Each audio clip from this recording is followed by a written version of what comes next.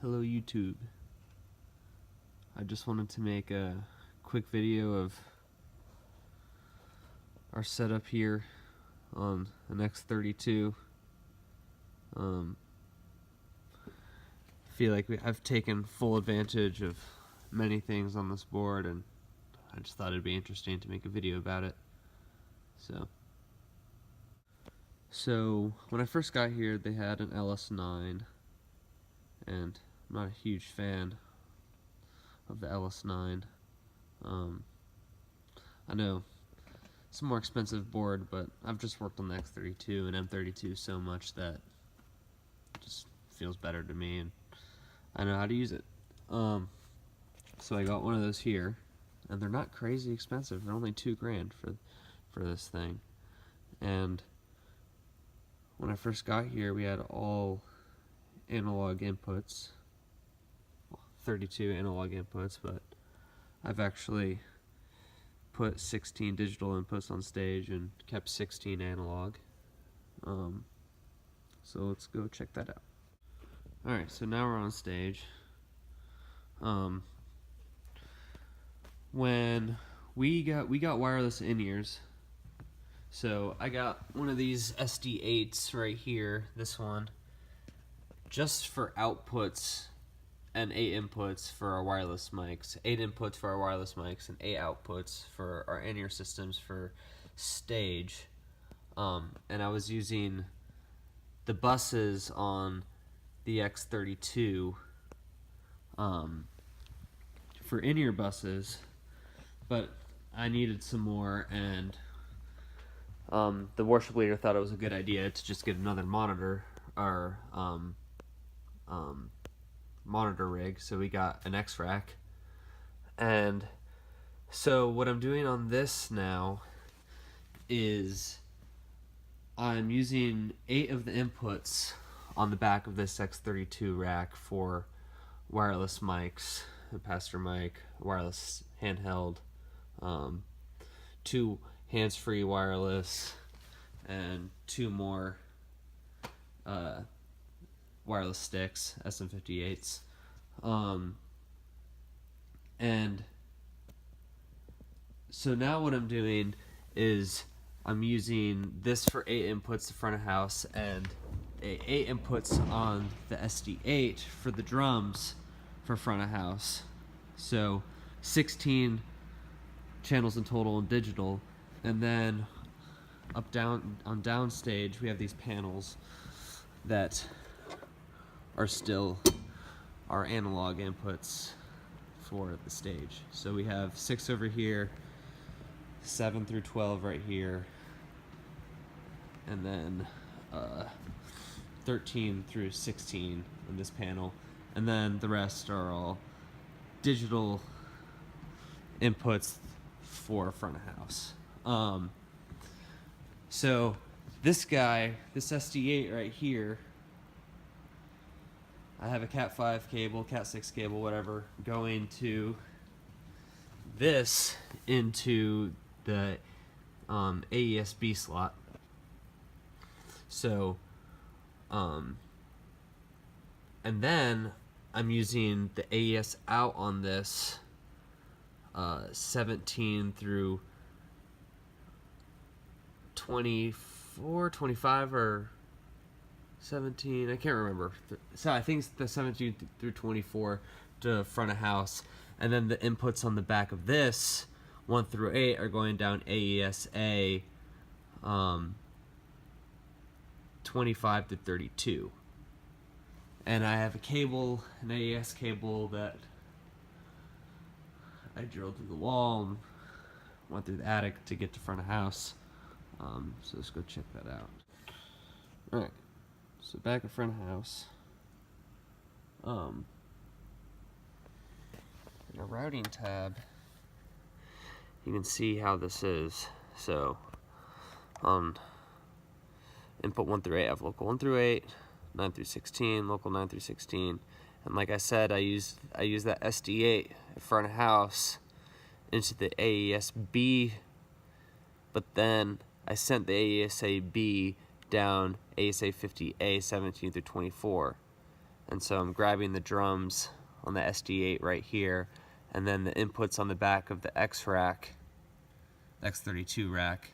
The first bank of inputs I'm using is 25 to 32. So that's how I'm routing my signals. And then back down a AES50, I'm sending local 1 through 8, 9 through 16, these two again to that X32 rack I had on stage for their ear mix. We used to use the P16s here, but now I'm allocating the P16s down AES, and I'm actually sending some of our aux stuff, like our pad and click, from front of house and from our computer into there, into the P16, and then sending the P16 1 through 8 down AES, and then we're tapping back into it in the in-ear rack, the X32 rack, and the auxes with the aux remap. It's actually really useful. So I'm actually using 1732 as like my main mix, because on the X32 you only get auto mix on channels 1 through 8, and I wanted to put all the wireless mics and speaking mics and everything like that on the auto mix in case we have multiple people up there speaking, and then you know, that becomes really useful for those people who know those kind of gigs. So basically the majority of my mix is on 17 through 32, and then I have a few things over here that I don't use a whole lot for front of house on 1 through 16. And the way that I do things is none of my channels are assigned to left right, as you can see. I use subgroups for buses, and you can see all my buses, I have stereo buses on the first 1 through 8 are assigned to the front of house. And the reason I do this is just because I like layering compression.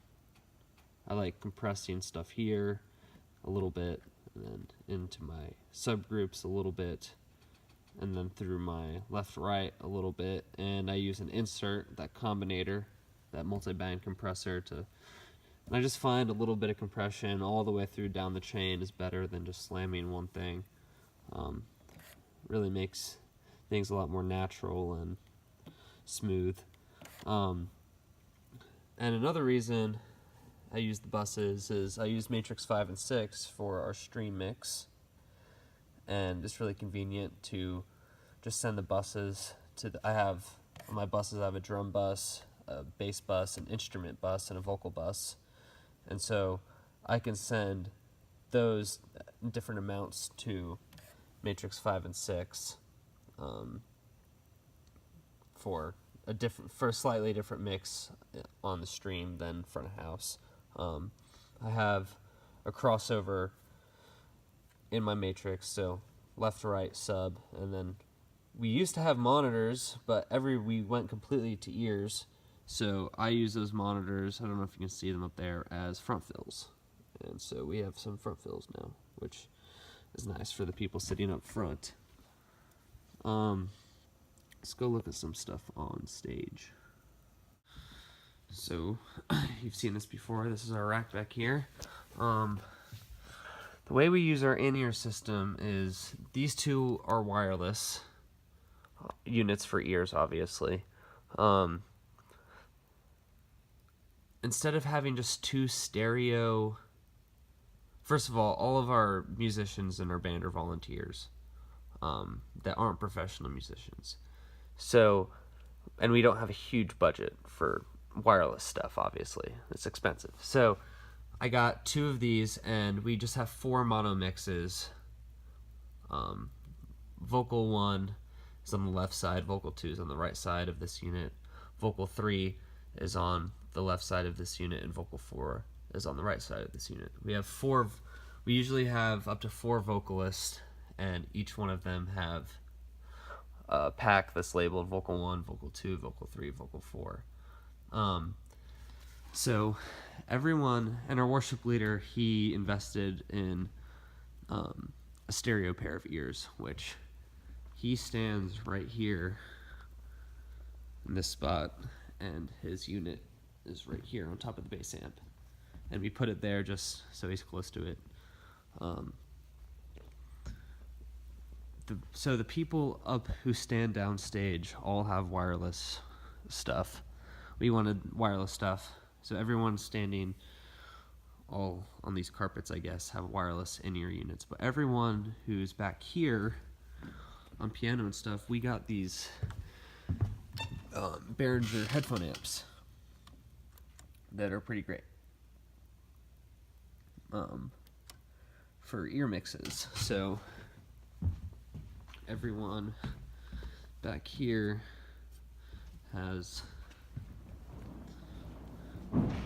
wired pair of in-ear monitors, which these cost $50 each, so those wireless units are $1,000 each. So these people aren't moving anywhere, so we didn't see the need to spend $1,000 on a wireless unit when these are $50 each, and they sound great and they do the job. So on our rack, we've allocated all of the buses on the X32, 16 buses. Each bus is a headphone mix. So what we have are these tablets. All the singers